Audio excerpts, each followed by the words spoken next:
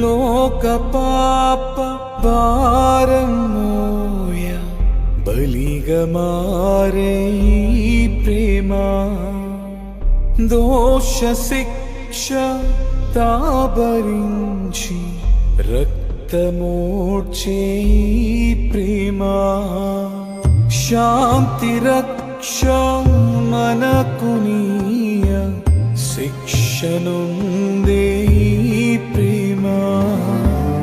మహిమ రూపం